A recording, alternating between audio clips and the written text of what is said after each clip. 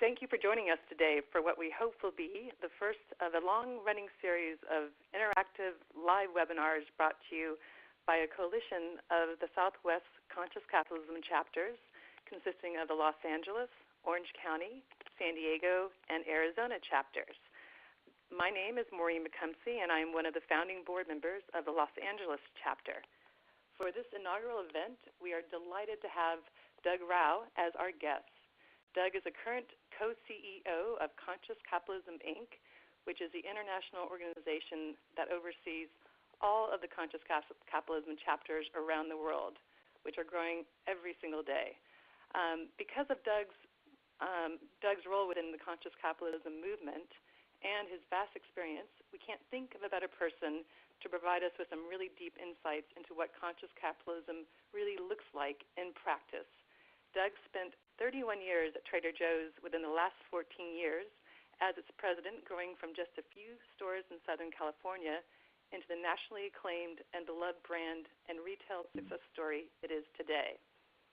His latest endeavor, The Daily Table, provides yet another innovative retail approach to providing affordable, wholesome food to the economically disadvantaged and underserved in our inner cities to help solve the challenges of both hunger and obesity in America. And there will be a lot more of that to come. And guiding us through this conversation is Kevin Rafferty, who is the founder of the Orange County chapter. So without further delay, I would like to hand it over to Kevin so that we can begin the conversation with Doug. Hi, Kevin. Great. Thank you. Thank you, Maureen. Thank you very much. And welcome everyone again, and happy Wednesday to all of you wherever you are. We're all very excited out here. The 4 West Coast chapters in the Southwest region are very eager to put this together for our listeners.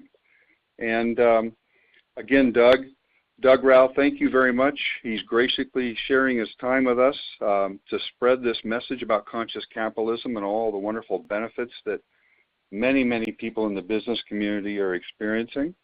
So how are you today, Doug? I'm doing great. It's great to be here. Good to hear your voice. So what we're going to do real quick, just to sort of tee up our time here, because we want to honor your time. By 1 o'clock, we'll pack it all up and send you back to your day. But just a quick overview of how our time is going to unfold. Doug and I are going to spend some time first kind of giving our listeners an overview of conscious capitalism.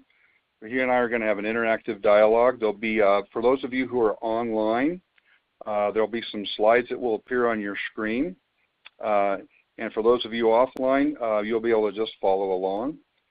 For those of you who are also online with us during the session, if you want to ask any questions of Doug, in the bottom left corner, you'll see a little chat box. Go ahead and type your questions in there. And our hope is to have some time at the very end to get some of our listeners' questions in.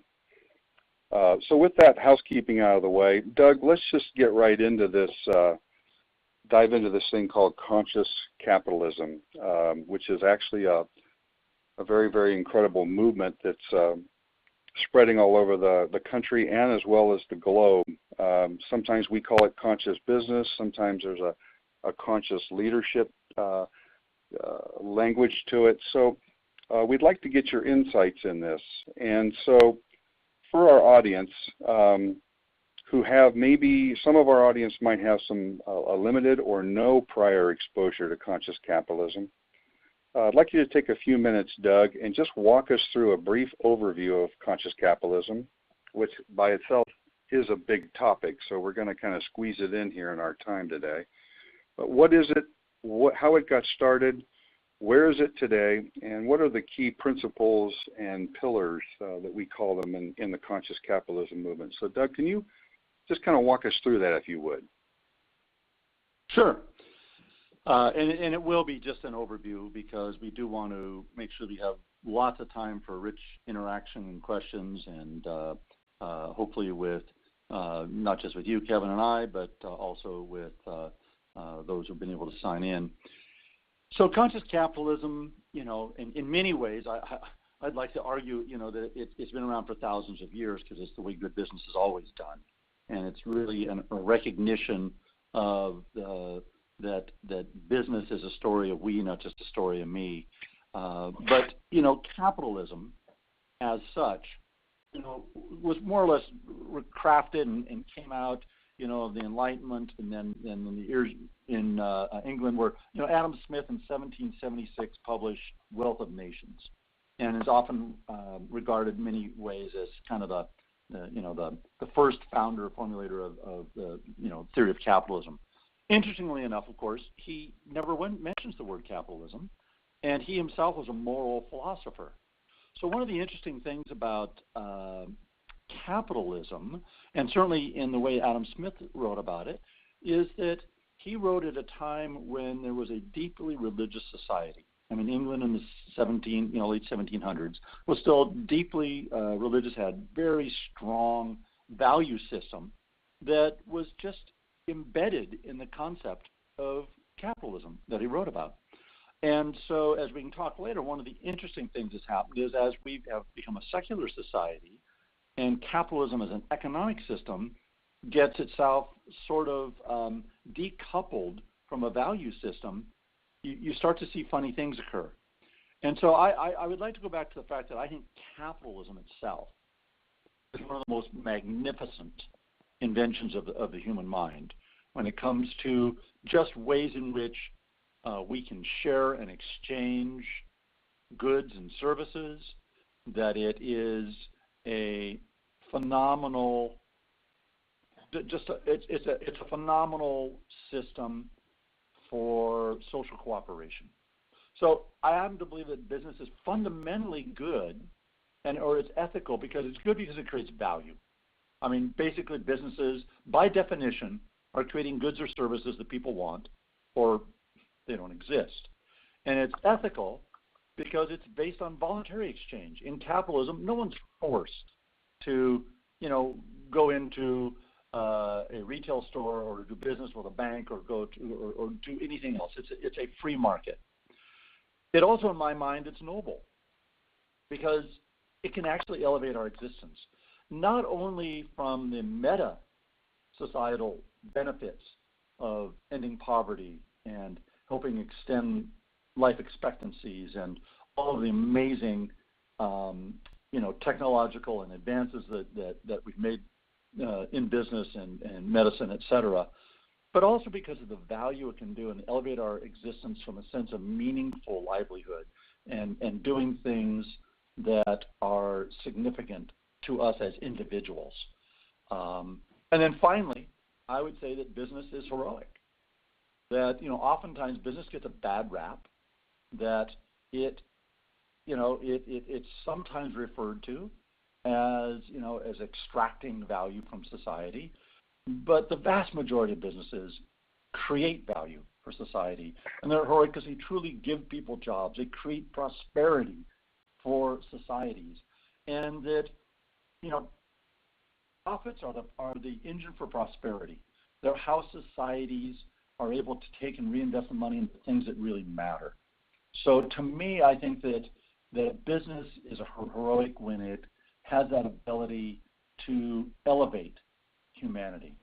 So now, capitalism, as capitalism, I think is a fantastic system, can also at times, as we've said, have its challenges. We know, for instance, that when you take a survey of people's opinion about small business, they have a generally favorable review as far as trustworthiness, et cetera. It's in the 50s and 60s. It's a decently favorable review of small business. Just exchange the word small with big, and the trust and credibility drops down to like Congress, like 15, 17, 18%. It's devastating. I mean, this image of that as soon as a business somehow moves from small to big, it's become no longer a provider of value, one we trust, but somehow something we no longer trust that seems to be extracting value. I don't think that's inherent in size or growth. I think that that's not inherent in capitalism. There are many big companies that are doing remarkable things in the world, but it's one of the narratives that we have to change that's out there. So conscious capitalism is a way of thinking about capitalism and doing business that I think better reflects kind of the state of where we are as human beings and what we now recognize as our interaction. And it's got how to create businesses that really provide value, that business that can be such a tremendous force for good. It has basically 4 tenets or 4 basic principles. The first is, this sense of purpose, that what is that purpose? Is it a higher purpose? A stakeholder model as compared to just a shareholder model. It may be kind of a wonky term, but the idea is a community that matters, a community of your employees and your customers, et cetera. That leadership needs to be conscious leadership, that it needs to be aware that it's serving a purpose and stakeholders and a systems thinking as compared to being served by the business. And finally, culture, which is one of the more intangible but powerful aspects of any business, and particularly in conscious businesses, is really critical to create those atmospheres that allow for trust and care and the fully human experience we have. So I think that's really critical. So to me, when what I'd like to do is just spend a moment and talk about purpose. So the big question that we face is not just we as individuals, why do we exist, but for any business, why do you exist? Now, one shortcut is who'd miss you if you disappeared? But I'd like to think about it in the other way, which is that a lot of people in shorthand in business school would say, well, you obviously exist to maximize shareholder return, you exist to maximize profitability. Now, profits are important. I mean, anyone in business knows that that if you have expenses that exceed revenue, you're in trouble. But profits to me are like the air we breathe. They're critical. You can go days without food, or at least I've been told this. I haven't tried it for a while. You can go, quite some time without water. You can only go minutes without air. So to some degree, we could say, oh my gosh, well, we must exist to breathe air. But nobody gets up in the morning, I hope, and says, today I'm going to get all the air I can get. And if I have to take a little bit from somebody else, I will. So air, or the red blood cells that get oxygenated from air, that get the oxygen that allow us to live, that those are our biological necessities for survival that then allow us as individuals to go about and have a different sense of purpose, whatever our purpose is in life. Very few of us would refer to our purposes on a biological level. I regard the exact same thing when it comes to profitability. Profitability is, quote, the biological level of an organization. It is not its purpose. Very few great companies would ever say they exist just to maximize their shareholder return, that they all have a higher sense of calling and purpose, whether it's in their goods, their services, or the force for good that they are, and the job creation, et cetera, that these are all things that come from that biological, if you would, from that survival mechanism called profit. So I think purpose is really important. And when you have a higher purpose, you actually inspire not just your team, you inspire your customers and your communities. So it truly becomes a halo effect, if you would. The other thing about purpose is, of course, that in my mind, when you have a higher sense of purpose, you also recognize that stakeholders are that your community should share in that sense of purpose. If you're there as a force for good, you're there to create value. You want to create value throughout your whole chain. And a conscious business is one that recognizes that as you optimize the value chain to your employees, to your customers, your communities, your investors, that magic occurs, synergies occur. You create virtuous circles instead of vicious cycles.